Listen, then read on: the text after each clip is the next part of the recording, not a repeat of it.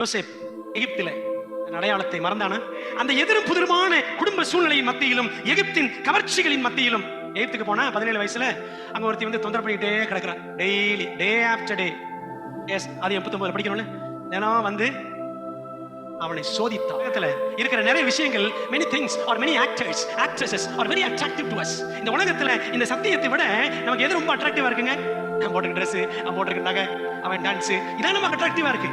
Bible பாட்டை விட cinema பாட்டு தான் ரொம்ப அட்ராக்டிவா இருக்கு. வழி என்ன வழிங்க? பரிசுத்த வழி. பாருங்களா, இப்படிப்பட்ட குடும்பத்துல எப்படி இருந்தா இந்த யோசேப்? ராஜாவின் வீட்டிலே ராஜபாதை, தூய பாதை யோசேப்பின் பாதை.